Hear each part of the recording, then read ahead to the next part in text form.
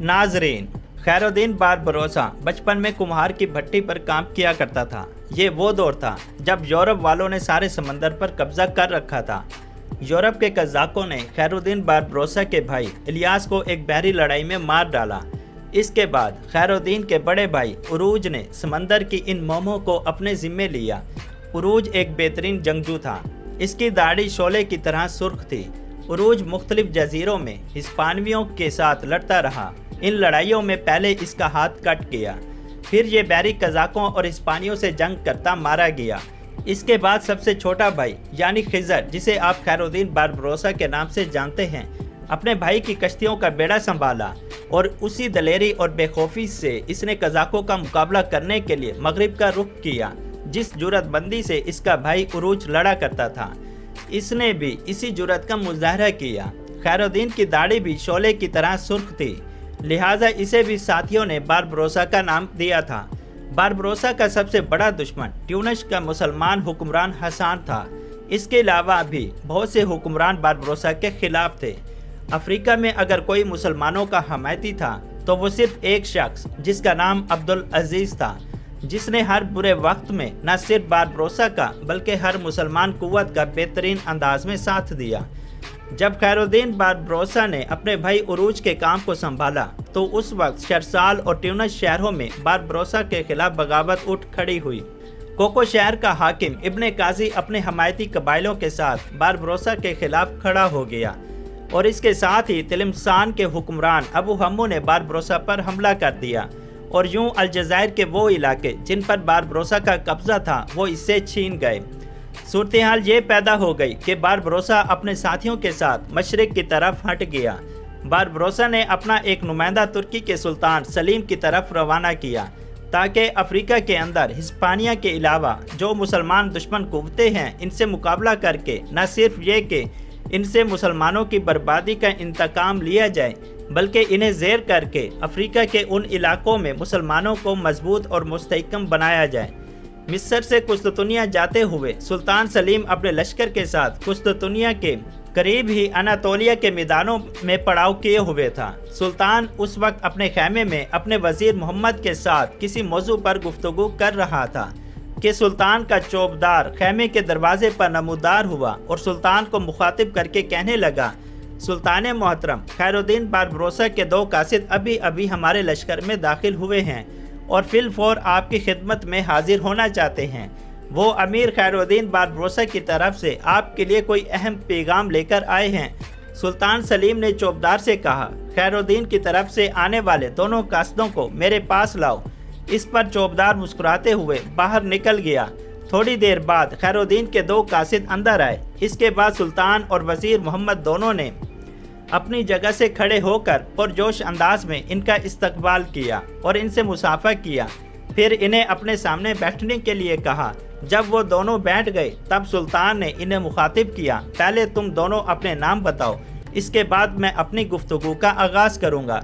इस पर इन दोनों में से एक बोल उठा, सुल्तान मोहतरम, मेरा नाम काकाद और मेरे साथी का नाम हसन आगा है। सुल्तान सलीम के लबों पर हल्की सी मुस्कुराहट नमूदार हुई। फिर कहने लगा, काकाद, अच्छा हुआ आज तुमसे मुलाकात हो गई।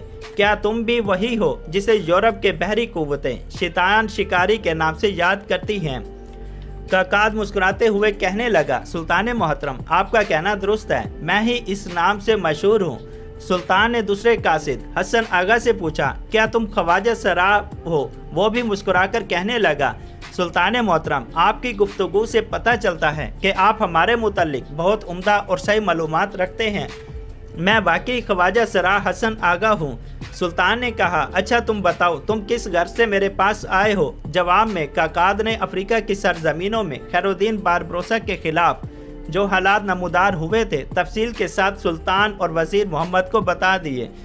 जवाब में सुल्तान थोड़ी देर तक बड़ी शफकत और मोहब्बत में इन दोनों की तरफ देखता रहा। फिर कहने लगा, आने वाली शब तुम मेरे लश्कर में क़याम करो। मैं जानता हूँ तुम थके हारे होगे।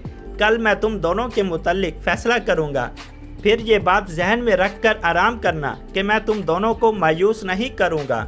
जो उम्मीदें तुम मेरे पास लेकर आए हो और जिन ख्वाहिशात का इजहार बारबरोसा ने करके तुम्हें मेरी तरफ भेजा है, अगर मेरे खुदावंद को मंजूर हुआ तो मैं तुम लोगों को इससे कई गुना ज़्यादा नवाजूंगा। अब तुम जाओ, जाकर आराम करो। सुल्तान सलीम के इस जवाब से खैरुद्दीन बारबरोसा के साथी दोनों बहुत खुश हो गए थे। दूसरे रोज़ खैरुद्दीन बारबरोसा के दोनों साथियों को सुल्तान ने अपने खैमे में तलब कर लिया। सुल्तान ने बड़ी इज्जत और तकरीम देते हुए इनको अपने करीब बिठाया, फिर इन्हें मुखातिब करके कहने लगा, मेरे ख्याल में रात भर आराम करके तुम लोग रास्ते की थकावट दूर कर चुके होगे। मैं चाहता हूँ कि तुम दोनों आज यहाँ से खैरुद्दीन बारबरोसा की तरफ रवाना हो जाओ, ताकि अफ्रीका के साहिल पर उसके लिए जो मुश्किलात खड़ी हो रही हैं इनसे वो निजात पा सके। मैंने तुम्हारे लिए जो मुराद देने का इरादा किया है वो कुछ इस तरह है कि मैं तुम्हें अपने 2000 बेहतरीन तरबियत याफ्ता तुर्क मुहैया करूँगा जो तुम्हारे साथ जाएंगे। इसके अलावा 2000 रज़ाकार भी बारबरोसा की मदद के लिए रवाना होंगे। इस तरह बारबरोसा के तहत 4000 जंगजू काम करने के लिए हर वक्त तैयार होंगे और तुम्हारे साथ कुछ बहरी जहाज भी भिजवाऊंगा जिनके अंदर तोपें नस्ब होंगी जो दुश्मनों के जहाज पर बड़ी आसानी से दूर तक गोला फेंक सकती है। इन मुराद के अलावा मैं तुम्हें कुछ माकूल रकम भी दूंगा जिससे तुम दुश्मन के खिलाफ जंग करने के लिए अपनी तैयारियों को मुकम्मल कर सकोगे। साथ ही अपने वजीर मोहम्मद और दीगर सलारों से मशवरा करने के बाद जो फैसला मैंने किया है वो ये कि मैं खैरुद्दीन बारबरोसा को न सिर्फ ये कि पाशा का खिताब देता हूँ बल्कि उसे अमीर उल बहर का ओहदा भी अनायत करता हूँ। अब वो अपने नाम के साथ पाशा का खिताब इस्तेमाल कर सकता है। सुल्तान सलीम के इन अल्फाज पर काकाद और ख्वाजा सराह हसन आगा दोनों बहुत खुश हो गए थे। फिर काकाद ने सुल्तान को मुखातिब करते हुए कहने लगा, सुल्तान मोहतरम, आपकी मुहैया करदा इमदाद और मदद से अफ्रीका में जो इलाके हम फतह किया करेंगे उन्हें आपकी हुकूमत के हल्के असर में ख्याल किया जाएगा और हम ये भी कोशिश करेंगे कि अफ्रीका के साहिल के अंदर दूर तक आपकी हुक्मरानी के असर को बढ़ाया और फैलाया जाए। साथ ही हम खैरुद्दीन बारबरोसा की तरफ से हल्फे अतात और अहद वफादारी पेश करते हैं और आपसे ये भी अहद करते हैं कि जो इलाके हम फतह किया करेंगे इनसे मिलने वाले खराज की माकूल रकम भी आपकी तरफ रवाना की जाया करेगी। इस गुफ्तगू से सुल्तान सलीम भी मुतमिन और खुश हो गया था। फिर जिन मुराद और सामान का सुल्तान ने वादा किया था वो काकाद और ख्वाजा सराह हसन को देकर सुल्तान ने इन्हें रुखसत कर दिया था। दूसरी तरफ अलजायर में मौजूद कैट को खबर हो गई थी कि खैरुद्दीन बारबरोसा ने खुद तो अफ्रीका के एक महफूज साहिल जेजल पर क़याम किया हुआ है और जबकि उसने अपने दो साथियों को काकाद और ख्वाजा सराह हसन आगा को तुर्कों के सुल्तान सलीम के पास मदद के लिए रवाना किया है और ये इंकशाफ इसके लिए फ़िक्रमंदी और परेशानी का बाइस था। इससे निमटने के लिए इसने अपने हवारियों को एक रोज़ अपने पास जमा किया। उन हवारियों में कोको शहर का हुक्मरान इब्ने काजी, हिस्पानिया का हुक्मरान अबू हम्मी कबाइल, सुगरा के आधे हिस्से का सरदार अहमद बिन काजी शामिल थे। अफ्रीका में जिन कुव्वतों ने मून कैट की इस मजलिस में शिरकत नहीं की थी इनमें से एक कबाइल सुगरा का हर दिल अजीज सरदार अब्दुल अजीज था और दूसरा बर्बरों का सुल्तान हफ्सी था। ये दोनों अंदरूनी तौर पर खैरुद्दीन बारबरोसा के साथ थे।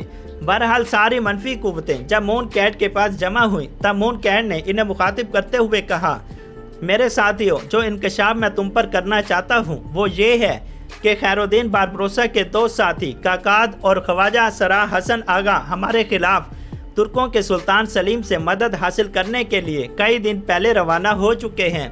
अब हमें ये बात अपने जहनों में नहीं रखनी चाहिए कि हम में से कोई नुसरानी है या कोई मुसलमान।